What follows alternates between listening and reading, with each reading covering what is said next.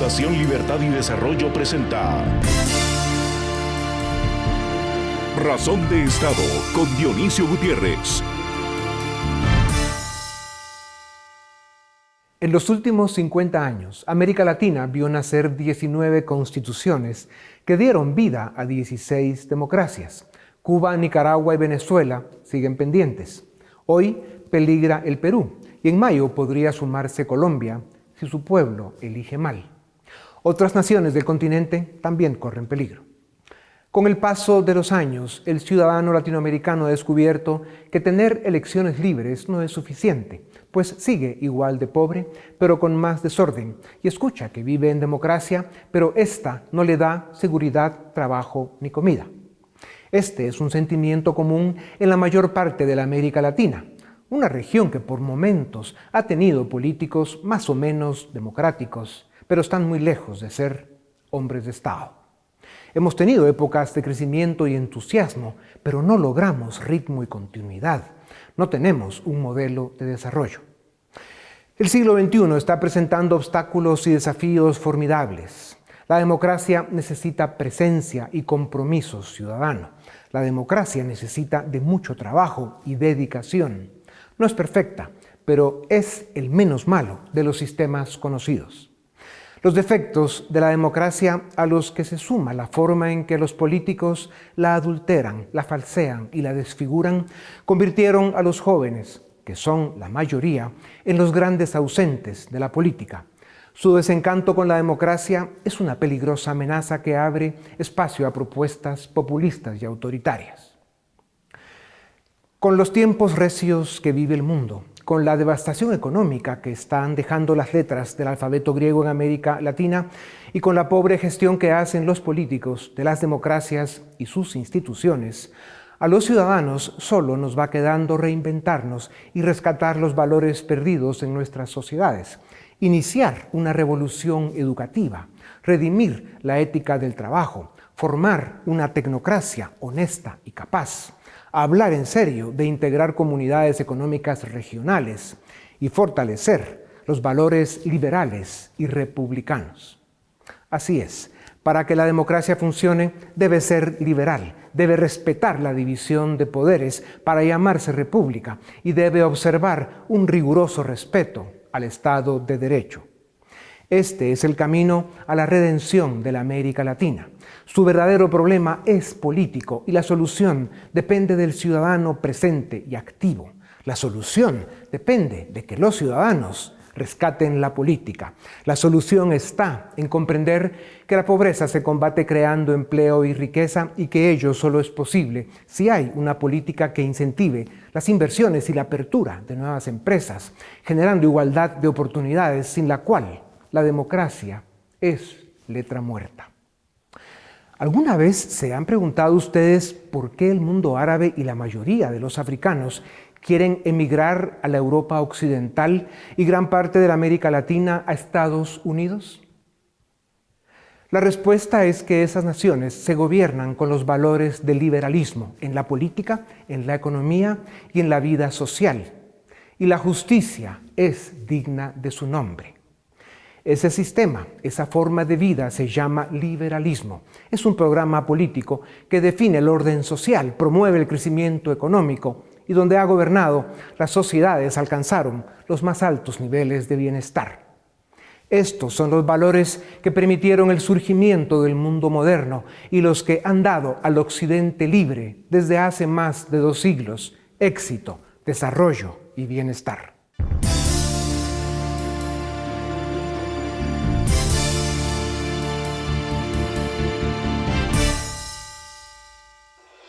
La crisis de salud que vive el mundo y lo mal preparados que estábamos para enfrentarla provocó la peor recesión económica mundial de los últimos 100 años.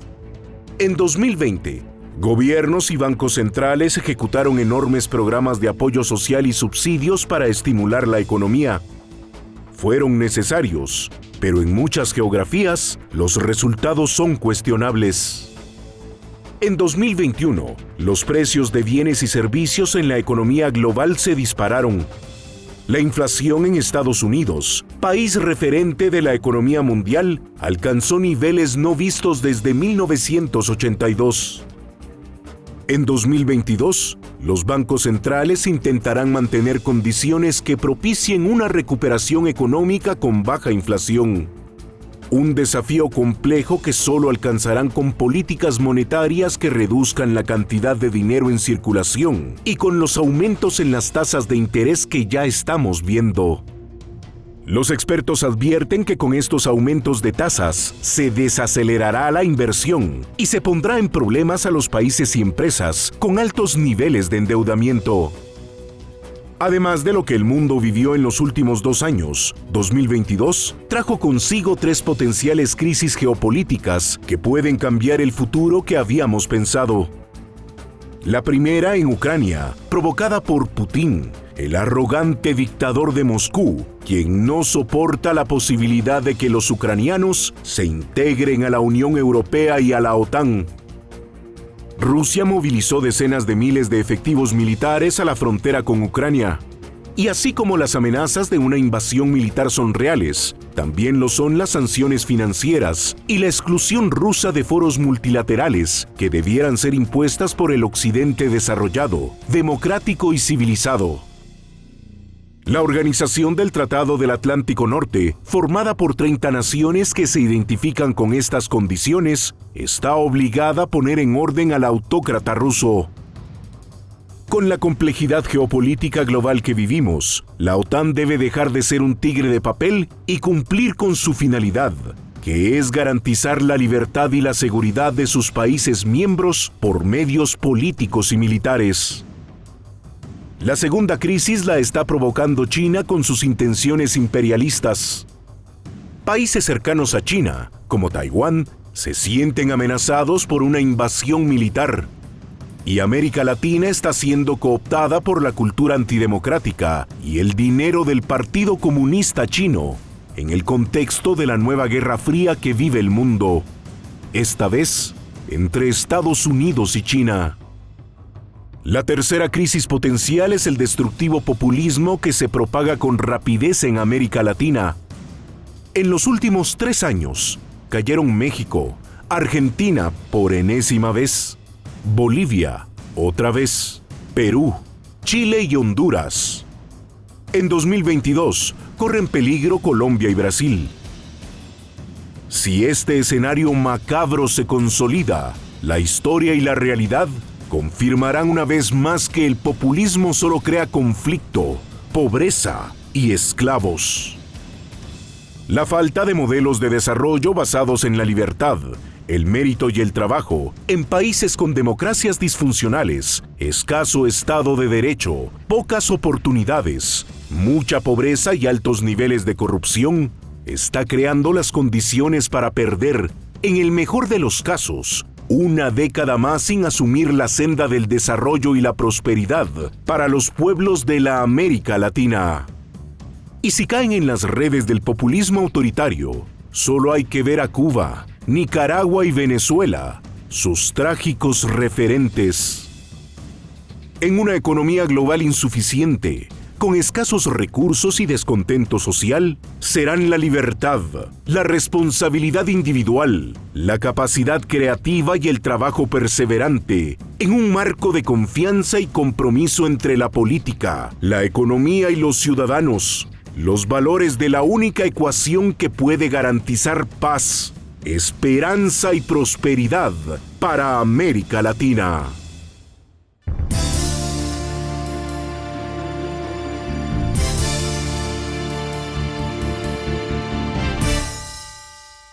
Con la caída del muro de Berlín en 1989, creímos que también habían muerto las ideas socialistas.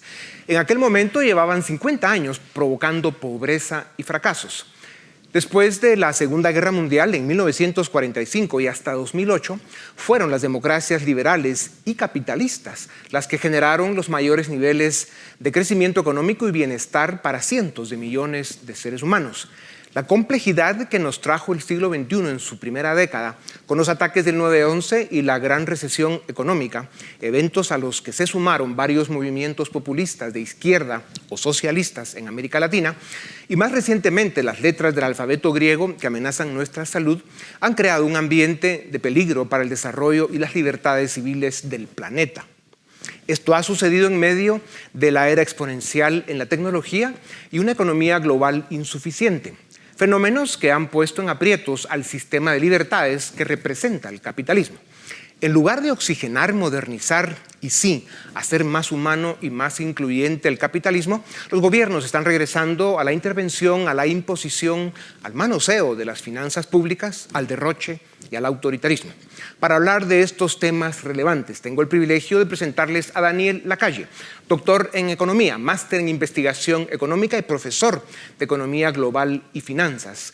Reside en Londres, capital del Reino Unido, pero está en Madrid el día de hoy y es colaborador frecuente en medios de comunicación como la CNBC, el Wall Street Journal y varios medios españoles. Doctor Lacalle, bienvenido a Razón de Estado. ¿Qué hacemos para que los gobiernos se enteren de que la mayoría de las veces sus remedios hacen más daño que la enfermedad? ¿Y qué hacemos para que los ciudadanos aprendamos que la democracia liberal, capitalista y el Estado de Derecho es el único sistema que nos permite alcanzar desarrollo y bienestar? Claro, hay que trabajar y mucho. Bienvenido. Muchas gracias, Dionisio, y un fuerte abrazo. Mil gracias por invitarme a charlar este rato. Yo creo que lo primero que tenemos que hacer es llevar a cabo el mensaje de recordarle a la clase media, recordarle a la sociedad civil que no es cierto lo que vende el populismo. El populismo vende que no puedes estar peor que estás ahora. Y por lo tanto, ante el engaño de que no vas a empeorar, lo que hace es decirte, y vamos a probar el socialismo, ¿verdad? Y lo que hay que hacer es estar constantemente dando la batalla cultural, recordando la historia, recordando que el socialismo ha llevado al fracaso absoluto y a la miseria, a tantas naciones muy ricas además, ¿no? Y yo creo que esta es una parte clave. La segunda, por la parte de los gobiernos, es recordarle a los gobiernos que si caen en la trampa de seguir la retórica socialista o el mensaje del populismo radical, los ciudadanos terminan por creerlo. Es decir, en muchos casos, y lo hemos visto en algunos países de Latinoamérica, cuando un gobierno de centro-derecha liberal o un gobierno socialdemócrata empieza a aceptar los mensajes del populismo radical, los ciudadanos terminan por decir, bueno, pues lo voy a aceptar. Yo creo que hay que dar la batalla cultural.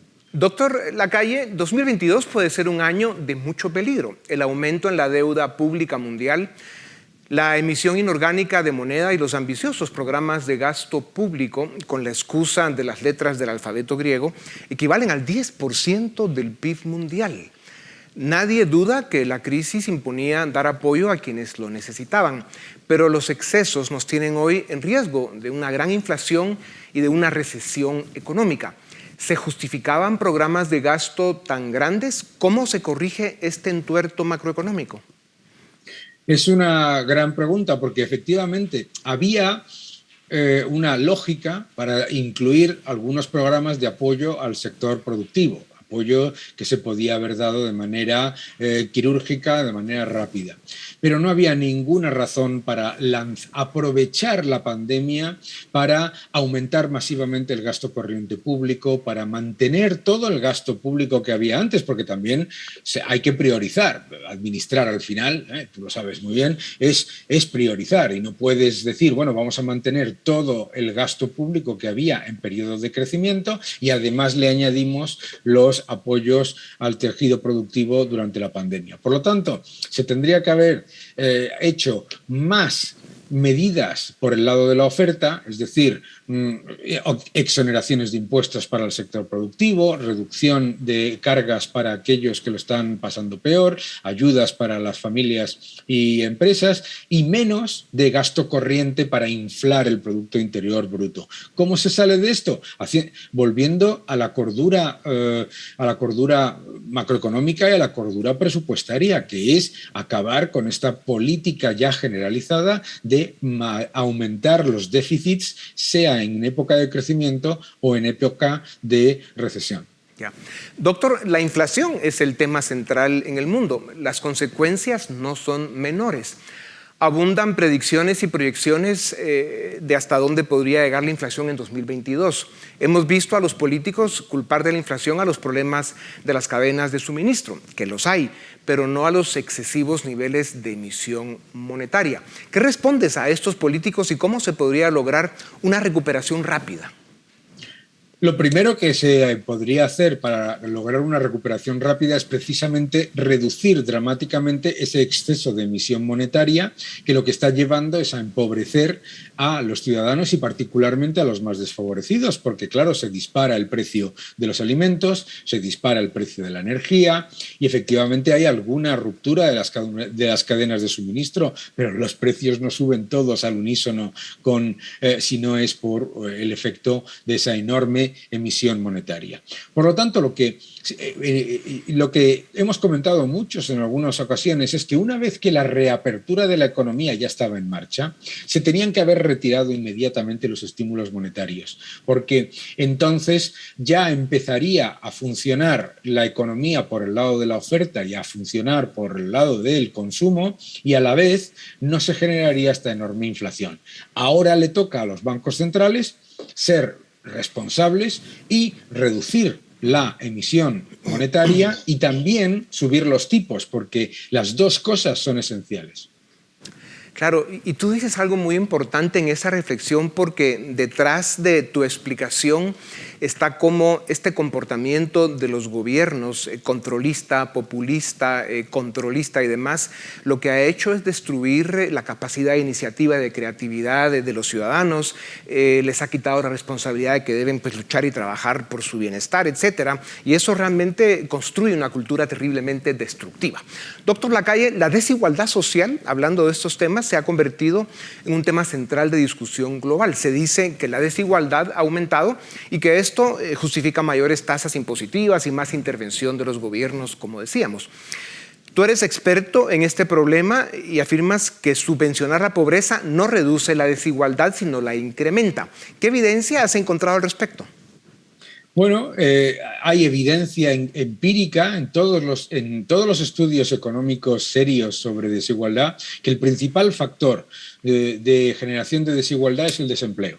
Y por lo tanto, si las políticas de los gobiernos a lo que llevan es a perpetuar el desempleo y a mantener, digamos, con subvenciones o con gasto corriente una tasa de desempleo que no es la lógica y además con subidas impositivas se reduce la capacidad de inversión y se reduce la capacidad de creación de empleo, entonces aumenta la desigualdad. Claro. Por otro lado, me sorprende constantemente escuchar a los mismos economistas y políticos que dicen que les preocupa la desigualdad defender masivamente la emisión monetaria, porque otro de los grandes factores de creación de desigualdad es la emisión monetaria. ¿Por qué? Porque la creación de dinero beneficia desproporcionadamente al primer receptor del dinero, que son los gobiernos y las personas que tienen activos financieros, que tienen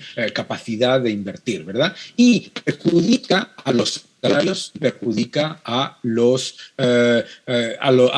más pobres. Entonces, lo que se genera es lo contrario, ¿no? Ya. No, y además, doctor, no hay que olvidar que la desigualdad realmente es un efecto, no es un problema en sí mismo. Es el efecto de la corrupción, de sistemas que, aunque se digan democráticos, no lo son y no se generan las oportunidades en cantidad y calidad para que la gente realmente tenga esa oportunidad de ir subiendo en la escalera social, que es lo que provoca ese fenómeno que usan como instrumento de demagogia y de conflictividad política que se llama desigualdad.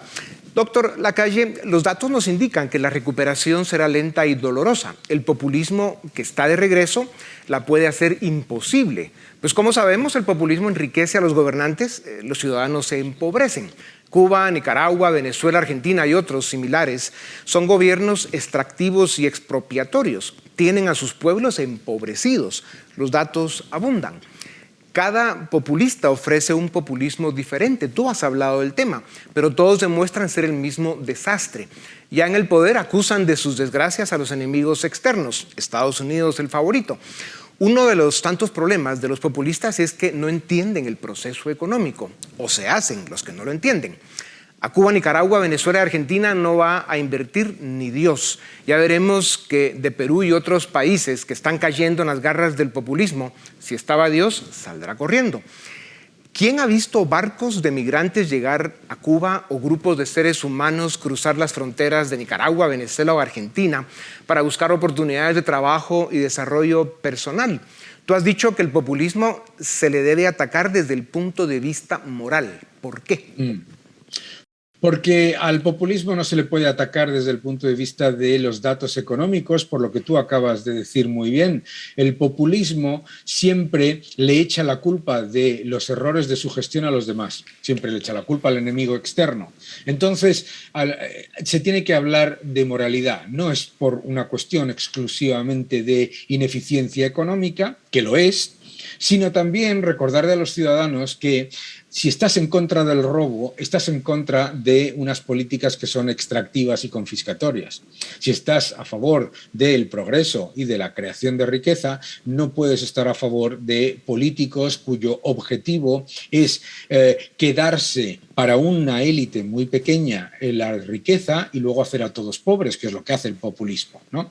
Entonces, yo creo que eso es muy importante y es muy importante recordarle a los ciudadanos que el populismo es la venganza de las personas que son mediocres. Son personas mediocres que jamás tendrían acceso a llegar a niveles de riqueza relativamente decentes desde el mérito y por lo tanto solamente pueden hacerlo confiscando la riqueza que crean otros y así jamás crean riqueza para los demás.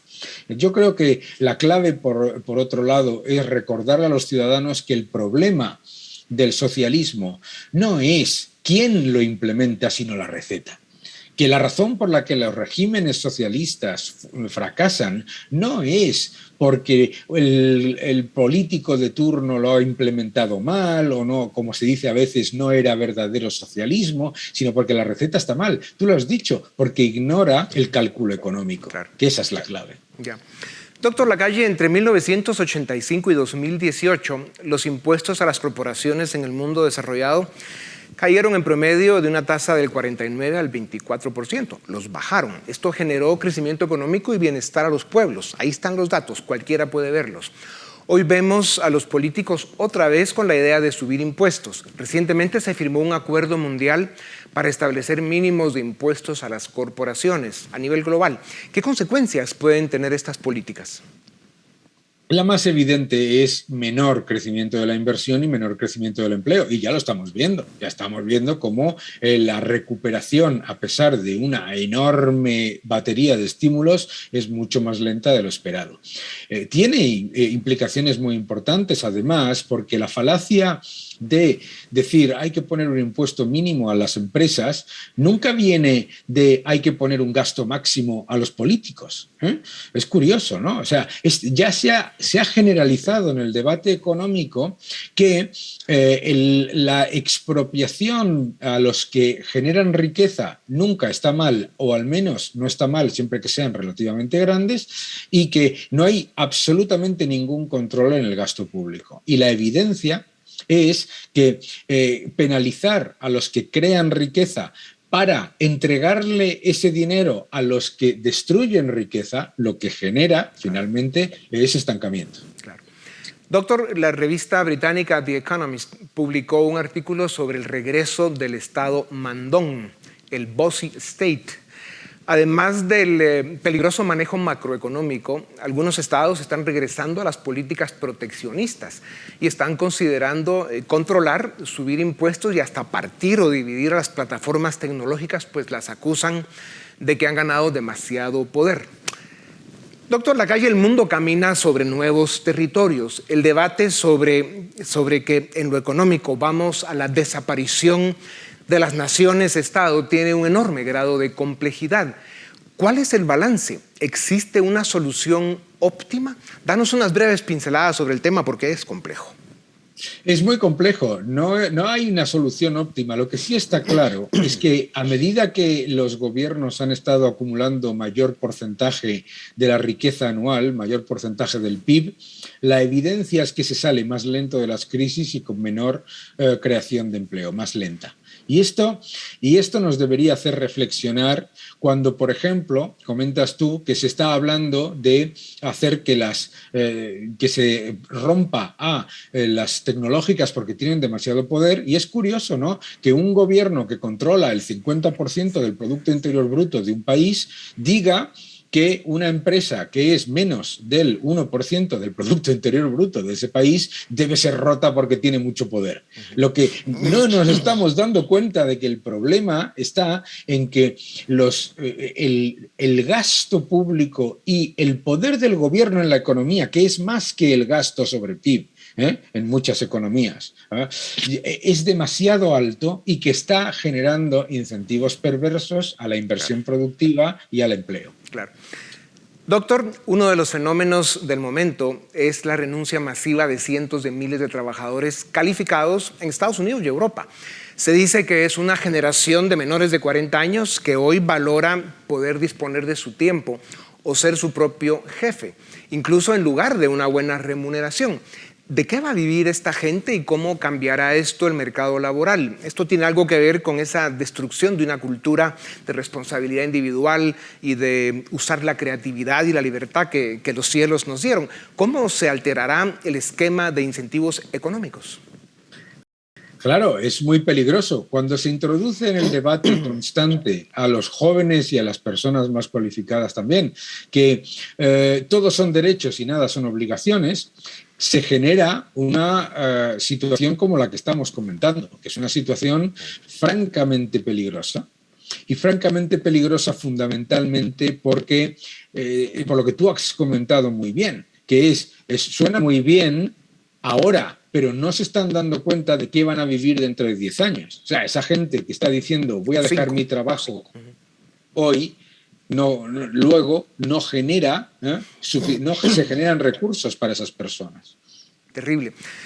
Doctor Lacalle, te hemos visto tener paciencia de santo, sobre todo en las televisiones españolas, en esas guerras de no dejarse hablar en las que intentas explicar que la democracia liberal, la división de poderes, el mercado y un capitalismo adecuado al siglo XXI son el único camino a la salvación y al bienestar de los pueblos. Está claro que la libertad y la responsabilidad individual, que requieren compromiso y mucho trabajo, son la condición.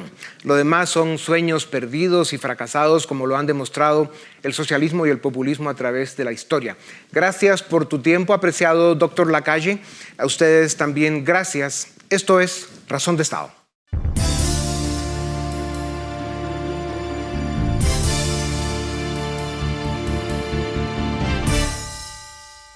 Bienvenidos al debate en Razón de Estado. Hoy tenemos el gusto de contar con dos reconocidos intelectuales en Guatemala, ambos autores de libros que son referente en la discusión académica e intelectual en el país. Me refiero al licenciado Roberto Ardón, director ejecutivo de CACIF, y el licenciado Ronald Flores, director del Departamento de Educación de la Universidad Francisco Marroquín. A ambos muchas gracias por estar en Razón de Estado. Licenciado Ardón, quisiera iniciar con usted.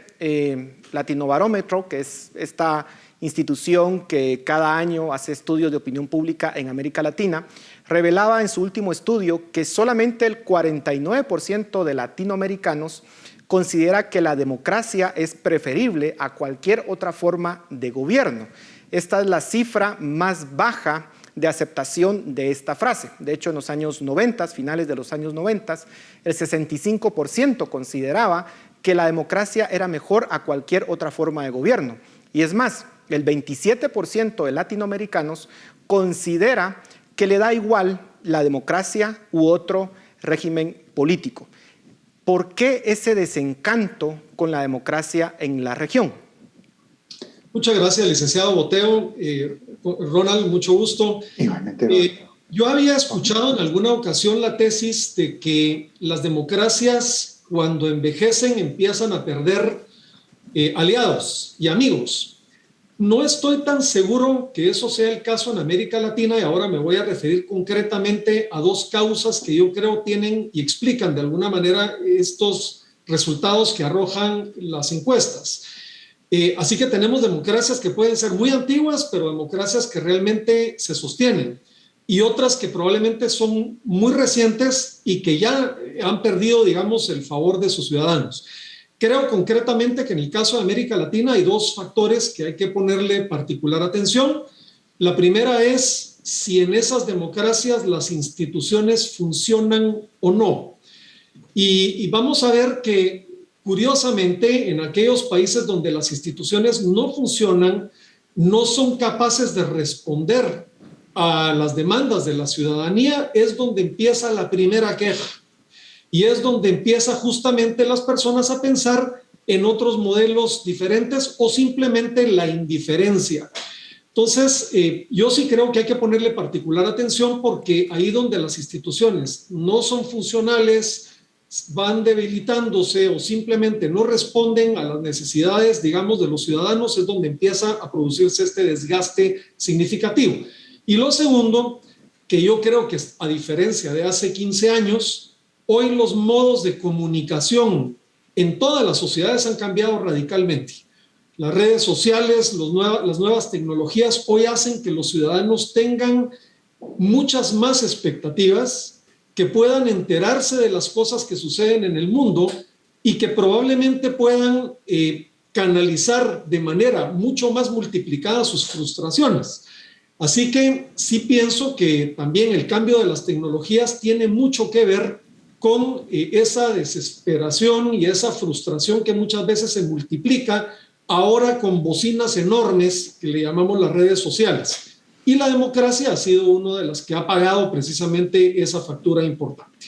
Ahora, licenciado Flores, siguiendo con la misma línea que nos plantea el licenciado Ardón, cuando se da ese retorno a la democracia en los finales de los años 70 y 80 en América Latina, pues se tenía un gran entusiasmo, se creía que eso iba a facilitar el desarrollo de la región. Y 30, casi 40 años después, estamos en la misma situación, discutiendo los mismos problemas. Podemos decir que las democracias en la región fracasaron en brindar mejores condiciones de vida a los ciudadanos, y en todo caso, de ser afirmativo, ¿por qué? Bueno, a mí me parece mejor el sistema democrático que lo otro que habíamos probado, especialmente los regímenes autoritarios que nos vendieron soluciones, nos vendieron la idea de que era posible solucionar nuestra compleja problemática con hondas raíces históricas, con movimientos súbitos. Uno, eso era el golpe de Estado, y el otro, la revolución. Y en ninguno de los países donde hubo estas dos modalidades se resolvieron los problemas de fondo tampoco, ni de forma inmediata. Entonces, para mí la democracia en América Latina en términos históricos es relativamente joven. No, en muchos de nuestros países no tiene ni siquiera 50 años. Entonces, necesitamos aún personas con un carácter democrático, con tolerancia. Uno de los programas recientes que ustedes tuvieron era sobre la confianza, con la necesidad que tenemos de colaborar entre sectores distintos, buscando acuerdos mínimos para avanzar hacia el futuro. Y esto requiere tiempo, esto requiere confianza, esto requiere que todos nos pensamos parte del pasado y del futuro del país. Entonces, obviamente, la democracia no está funcionando como quisiéramos, pero comparado con los otros experimentos políticos que hemos tenido en los últimos 200 años, creo que debemos darle a la democracia una nueva oportunidad y tratar de maximizar los beneficios que nos da, en vez de reparar en todos esos problemas que derivan de la democracia. Cuesta a veces escuchar a los demás y a los demás que no tienen la misma opinión que yo y que no quieren el mismo futuro que yo. Y uno tiene que ceder también. Así como deben ceder ellos, debe ceder uno. Y ese es el ejercicio que nos hace falta. Todavía salimos de los regímenes autoritarios con mucho autoritarismo internalizado. Tenemos que tener tolerancia y confianza en los demás. Licenciado Ardón, América Latina es de las regiones más desiguales en el mundo. En economía se dice que la desigualdad no importa siempre y cuando el ascensor social funcione, es decir, que las personas que nacen pobres no necesariamente terminen en esa condición y que puedan ascender en su periodo de vida.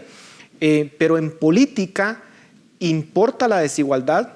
Los países que son altamente desiguales tienden a la inestabilidad política y podría ser una de las razones en América Latina por la cual la democracia está decayendo en la aceptación dentro de los ciudadanos.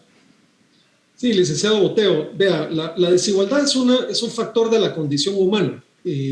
Acá solo se ha intentado por los políticos crear condiciones de igualdad por decreto o regímenes monstruosos como los que hacían iguales a las personas, haciéndolas cada vez más pobres y dejando una camarilla política que era la que se beneficiaba, como el caso de la Unión Soviética. Pero dicho lo anterior, constatando que la desigualdad es un factor de la condición humana, sí es cierto que lo que usted afirma en la pregunta es muy importante. Digamos, una sociedad en donde se producen mecanismos de movilidad social, eso es la expectativa de que yo a través de la educación, a través del empleo y a través del ingreso puedo tener una mejor expectativa de vida para mí y para las generaciones futuras, es lo que permite ser un amortiguador importante de esas condiciones posiblemente precarias que se puedan tener en su momento.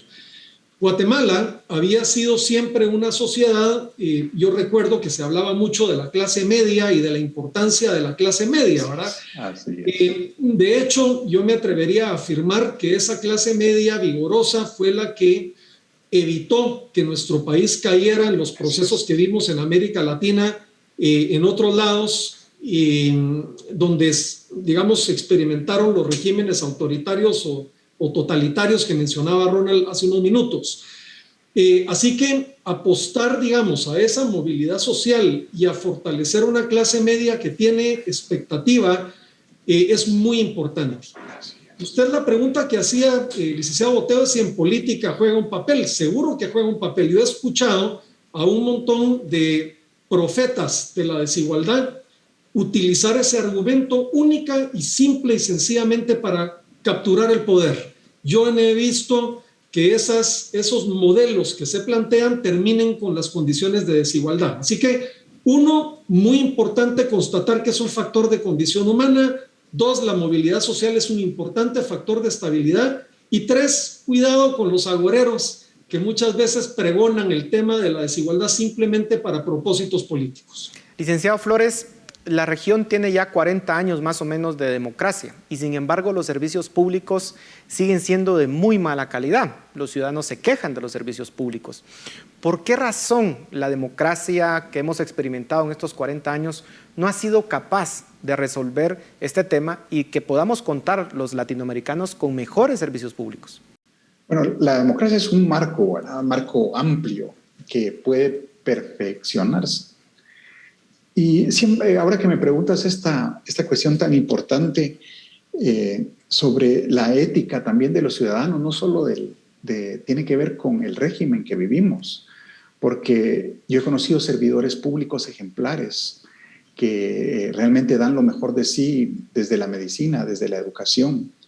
Pero como país, generalmente, si algo no es de nadie en particular, nadie tiene el esmero de cuidarlo. Y pensamos poco, no solo en este bien que me sirve ahora a mí, sino que este bien es necesario legarlo a mis hijos, a mis nietos, a las futuras generaciones. En Guatemala lo vemos en un tema tan sencillo que es un indicador de nuestro estado colectivo, que es la basura. La gente tira la basura a la calle porque alguien más la va a recoger. Y eso no es culpa del gobierno. es culpa de las cuestiones que hemos internalizado acerca del estado general colectivo en el cual debemos o merecemos vivir. Entonces, a veces nuestros regímenes representan algo de nosotros mismos que no queremos aceptar.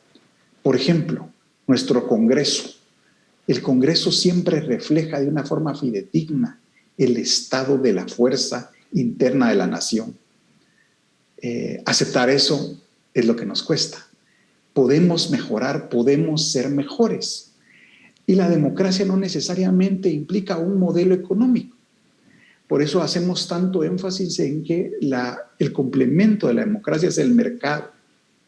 Y eso no necesariamente ha sido el rumbo de los gobiernos que han preferido la ruta asistencialista, de tratar de resolver los problemas de las personas, cuando a veces las personas resuelven mejor sus propios problemas que alguien externo que los manda. Entonces, el sistema democrático, el sistema de mercado no es necesariamente impuesto por decreto, es parte de una cultura que empieza y termina con sus ciudadanos. Ahora, licenciado Ordón, lo que vemos es que con el surgimiento de muchos países en Asia, países que han sido relativamente exitosos en cuanto a crecimiento económico, muchos de esos países han tenido regímenes autoritarios, para empezar con la misma China. Y algunos leen entonces que los regímenes autoritarios son más eficientes para resolver el problema de las personas que los regímenes democráticos. De hecho, en América Latina tenemos ejemplos de presidentes que se jactan de que pueden resolver los problemas de las personas aun cuando están destruyendo la institucionalidad de los países. Empezando con el mismo Chávez de hace 20 años, pero tenemos actualmente también presidentes con esa pretensión. ¿Es realmente la democracia ineficiente, entre comillas, para resolver los problemas de las personas? Y es mejor, en todo caso, los regímenes autoritarios, de acuerdo a lo que estamos viendo en la evidencia de China y otros países asiáticos. Sí, licenciado Boteo, aquí es importante mencionar algo. Yo citaba la capacidad de respuesta de las instituciones como un factor importante para medir el nivel de aceptación y funcionamiento práctico de una democracia. Porque los regímenes autocráticos lo que venden y lo que pretenden mostrarnos es que ellos pueden, y aquí cito una palabra que usted mencionó, resolver. Claro, pero ¿resolver a qué costo? Porque cuando uno pone su vista en lo que ha ocurrido, y particularmente en América Latina, donde tenemos la gracia de que estos experimentos los terminamos enredando en otras cosas, hemos visto experiencias muy negativas de dónde terminan esos ensayos autocráticos. Así es. Con expresión del populismo, yo siempre he afirmado que el populismo es como la humedad, una vez que entra cuesta muchísimo sacarla, ¿verdad? Por esa actitud, digamos, de decir yo regalo hoy y que paguen 3 generaciones después, que me parece a mí verdaderamente problemático. Entonces, yo los regímenes autocráticos, inclusive algunos de Asia, que digamos algunos los presentan bajo una lupa muy moderna y terminan digamos también escenarios de corrupción de las clases políticas alrededor de los dirigentes autocráticos. Entonces hay que ponerle particular atención. Es cierto que las democracias implican necesariamente consensos, diálogos, decisiones y discusiones, y que muchas veces es hiperbólico la discusión política en las democracias, pero en el largo plazo yo diría que no se puede sostener un modelo autocrático que termina controlando vidas y haciendas y que a lo que deberíamos aspirar es a democracias mucho más maduras y mucho más, digamos, desarrolladas de lo que hoy tenemos en América Latina. Eso, diría yo, es quizás el gran reto que tenemos. Se nos está terminando el tiempo y quisiera hacerles un par de preguntas más. Licenciado Flores, ¿qué papel puede jugar Estados Unidos en la región ante el decaimiento de la democracia? existe la percepción de que en América Latina no somos capaces de poder resolver nuestros propios problemas y entonces que necesitamos la ayuda, en este caso de una democracia con alta tradición como es Estados Unidos, 200 años de tradición democrática, para poder resolver nuestros problemas. ¿Realmente puede hacer algo Estados Unidos en la región o no? Bueno, viendo el estado de su democracia actual, uno pensaría que Estados Unidos necesita trabajar mucho en sí mismo y en sus capacidades de diálogo, interlocución, porque han estado muy afectadas en su historia reciente como nunca antes en un siglo. Pasan un momento muy difícil donde incluso la región está pensando, países de la región como Nicaragua, de una forma sin precedentes, les está dando la espalda a los Estados Unidos. Y a los Estados Unidos les ha costado mantener a sus aliados contentos con la forma en que han tenido una política que no necesariamente es democrática en su forma con los países de la región. Muchas veces ellos dicen y la región tiene que obedecer. Y pareciera que a veces no tenemos ni voz ni voto en decisiones que conciernen nuestro destino. Y si queremos y necesitamos replantear nuestra relación con nuestros vecinos, debe ser sobre un sustento democrático y dialogante. Especialmente ahora que tenemos a tantos guatemaltecos que son parte ya integral de los Estados Unidos, que han ido allá buscando un mejor futuro y han labrado para sí mismos una vida de esfuerzo. Y parte de ese esfuerzo lo envían a Guatemala convertido en remesa y también nos ayudan acá a salir adelante. Hoy más que nunca la relación entre Guatemala y Estados Unidos es muy cercana entre sus poblaciones y por eso también debe ser cercana entre sus gobiernos. Me quedan 30 segundos y no quisiera terminar el programa sin preguntarle a ambos. En este panorama, con este panorama complicado, ¿qué tenemos que hacer en América Latina para construir auténticas democracias liberales? Miren qué desafío, 30 segundos para responder esta pregunta. Licenciado Ardón, empezamos con usted. Sí, licenciado Boteo, siempre hablamos mal de la clase política y ese es un deporte, digamos, en América Latina. Yo lo que creo que tenemos que empezar a hacer es educar la ciudadanía y educar para que seamos mejores ciudadanos. Mejores ciudadanos educados demandan más y mejor de su clase política. Si eso no ocurre, tenemos al final la clase política que merece, digamos, una ciudadanía desentendida. Ese es el reto que yo creo es más estructural y de largo plazo. Licenciado Flores, 30 segundos. Tenemos que tener más confianza entre nosotros mismos. Debemos colaborar más entre nosotros, tener mejor educación y una mayor clase media. Ahí estoy completamente de acuerdo con Roberto. Entonces son desafíos nuestros, emprendámoslos, podemos ser mejores, por supuesto que sí. Muchísimas gracias a ambos por esta discusión y a ustedes en casa, muchísimas gracias por su atención.